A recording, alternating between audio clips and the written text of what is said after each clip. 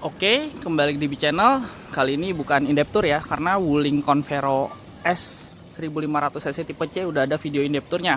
Kali ini kebetulan karena saya lagi di Surabaya dan saya pinjem mobil operasionalnya Auto Project nih ya. Jadi bagi yang nggak tahu Auto Project, bisa cek juga video Auto Project The Series di channel. Dan selama beberapa hari saya pakai Wuling Convero S ini, saya menemukan banyak kelebihan ya dibanding mobil sekelasnya. Jadi Wuling Convero S ini dia kelasnya LMPV, sekelas Avanza, Xenia, R3, dan Expander. Pertama nih kelebihannya, dia punya DRL yang beneran DRL. Jadi kalau mesin nyala, dia otomatis nyala, dan kalau kita nyalain lampu kecil, dia juga otomatis mati. Mungkin ada yang bilang Xenia R Sporty juga punya DRL, tapi DRL-nya tuh masih pakai tombol ya, bisa dimati nyalain. Kalau dia ini bener-bener berfungsi sebagai DRL. Itu kelebihan pertamanya. Berikutnya, ini sebenarnya bukan tipe tertinggi ya. Ini tipe C yang harganya 150-an. Yang tertinggi tuh yang tipe L.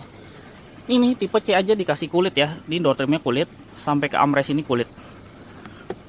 Nih ya, joknya tentunya juga kulit. Itu yang kedua. Yang ketiga tuh power window-nya nih kalau malam cantik banget. Semua tombolnya nyala. Di Expander saya tuh yang nyala cuma sisi auto, cuma strip tipis doang ya. Ini semuanya nyala. Bahkan nggak cuma di sisi driver, sampai ke masing-masing pintu nyala.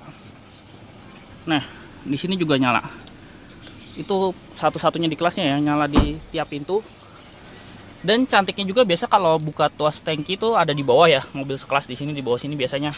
Di Wuling Convero ini dia di sini, ini nyala juga kalau malam, dan ini tinggal pencet tombol. Keren banget termasuknya. Sudah elektrik untuk kelasnya. Untuk pengaturan headlamp leveling juga karena sekarang R3 hybrid diesel sudah discontinue, ini juga jadi satu-satunya di kelas LMPV yang udah punya headlamp leveling. Masuk ke dalam, ini juga dia satu-satunya di kelasnya ya, yang punya individual door warning. Nih ya, pintu driver masih terbuka nih. Kalau saya buka pintu depan, nah itu pintu depan terbuka, bahkan sampai pintu belakang ya. Ini juga satu-satunya di kelasnya. Begitu juga dengan TPMS. Nah, saya selama di Surabaya ini sempat videoin Tiguan ya, generasi pertama yang facelift. Tiguan itu ada TPMS, cuma nggak detail, ada barnya masing-masing roda gini. Jadi kalau Tiguan itu dia cuma ada warning, tapi nggak ketahuan ban mana yang kurang. Ini pertama saya pinjam dari Auto Project, ban depan kiri ini kurang ini ya. Dia langsung ada warningnya dan ketahuan berapa bar. Langsung saya isi sama. Satu-satunya di kelasnya juga. Dan yang canggih lagi, di display tengah ini, dia ada speedo format digital. Jadi kalau kita jalan nih, ini tuh kayak mobil mewah jadinya ya. Walaupun di MPV sekelas Sienta ada ya, tapi malah anehnya di Innova nggak ada. Ini dia speedo format digital. Jadi selain ada yang analog, dia juga tampil digital di sini. Jadi kita bisa tahu detail kecepatan kita, posisinya di berapa. Berikutnya ada jam analog. Nah ini dia jam analognya. Jadi ini ala-ala mobil mewah ya. Mercy, Rolls Royce nih pakai jam analog, dan ini kalau malam cantik banget. Nah, backlightnya warna putih. Ini saya suka banget. Makanya ini sebenarnya jam saya ini Casio E-Device nih warnanya putih juga. Apalagi ini juga sama ya putih. Saya suka banget desainnya. Terlihat mewah di malam hari. Dan backlightnya juga sudah full putih ya. Dengan aksen wood panel juga, walaupun ini tipe C bukan yang tipe paling tinggi. Kalau yang paling tinggi dia head unit sudah monitor. Berikutnya ada USB power outlet di setiap row. Mungkin kalau dibilang di Expander juga ada USB di setiap row, yang ini tuh langsung USB. Kalau Expander kan dia ada power outlet ya tadi, bukan USB. Kalau di Expander tuh power outlet, jadi kita perlu beli adaptor lagi. Di sini juga ada power outlet nih. Nah kan nggak semua orang punya adaptor power outlet ke USB. Kalau USB kan pasti dapat dari bawaan HP. Tadi ya, bahkan kulitnya sampai ke armrest ini. Berikutnya kayak detail-detail gini ya, diperhatiin. Ini tuh dia model retract, dan ini tuh ada karetnya. Nih. Jadi kalau kayak gini ngantem nggak terlalu bunyi berisik. Berikutnya lagi sun visor dengan vanity mirror. Di Expander di sisi driver nggak ada vanity mirror. Di Mobilio ada, tapi ini dia yang bikin mewah tuh ada penutupnya. Jadi kayak satu level di atas mobil-mobil sekelasnya. Yang sisi driver lengkap dengan penutup juga. Sekarang kita lihat di belakang. Nih ya, ini udah agak sore nih, mulai kelihatan kan dia lampunya nyala tuh setiap pintu. Dan kelebihannya lagi, selain punya fog lamp depan, dia punya fog lamp belakang. Ini saya nyalain lampu, saya nyalain fog lamp belakang. Dan indikator seatbeltnya ya. Jadi kalau di Expander tuh warningnya cuma satu ini aja, satu info. Dia ini ada keterangannya 1 atau 2, jadi kita bisa tahu seat belt mana yang belum dipakai, driver atau penumpang depan. Detail sampai ke situ. Kita masuk ke baris kedua. Nah ini ya, ini yang power outletnya nih, yang di baris kedua. Posisinya menurut saya lebih ergonomis ya.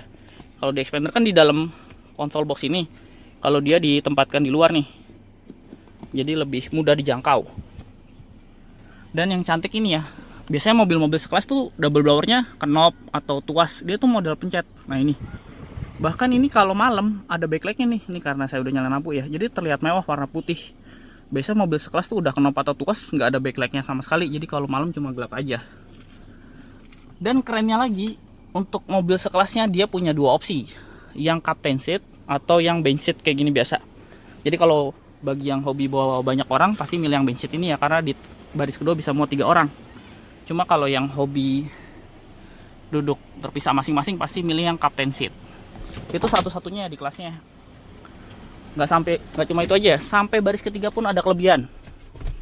Kalau tadi power outlet udah ya, ini kelebihannya bentuk USB, jadi langsung bisa dicolokin. Kelebihan di baris ketiga tuh ini, selain lega, dia tuh punya seat back pocket sampai untuk penumpang baris ketiga yang ada di belakang kursi penumpang baris kedua nih. Ini saya nggak temuin ini di mobil Jepang nih, seat back pocket sampai selengkap ini, bahkan dibikin 3. Jadi penumpang baris ketiga masing-masing bisa nyimpen barang di sini. Dan sekarang kita lihat ke belakang. Di belakang ada kelebihan yang tadi saya udah nyalain ya. Sebelum itu nih dia, satu-satunya di kelasnya rem cakram belakang. Ini dia nih. Ini juga satu-satunya di kelasnya rear fog lamp, dan bukan rear fog lamp biasa ya, ini dia sudah LED. Dan kelebihan-kelebihan itu tuh luar biasa banget untuk harganya. Yang tipe C ini 150 jutaan tuh sekelas LCGC 7 seaternya Duo Astra ya, tapi bisa dapat Wuling Convero ini.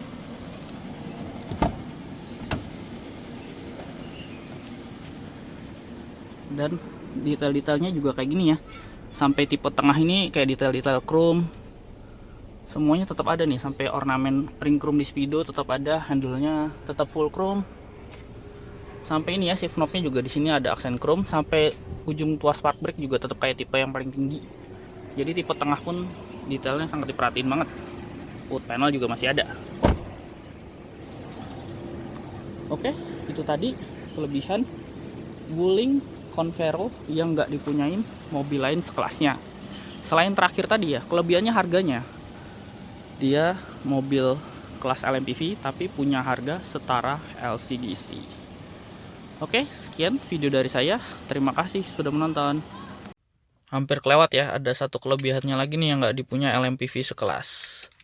Kalau kunci lipat sekarang jadi satu-satunya ya, sejak Chevrolet Spin discontinue. Cuma kan sekarang udah ada Xpander yang smart key, jadi kunci lipat udah bukan sesuatu yang luar biasa. Yang luar biasa ini ya, jadi dia tuh bisa buka jendela dari remote. Nah ini dia, nggak cuma itu aja, dia juga bisa buka bagasi dari remote. Nah itu, jadi kita tinggal angkat bagasinya. Itulah kelebihannya yang nggak dimiliki LMPV lain. Sekian tambahannya. Dan ini juga posisi reclining di baris kedua ini bisa sampai rebah banget ya.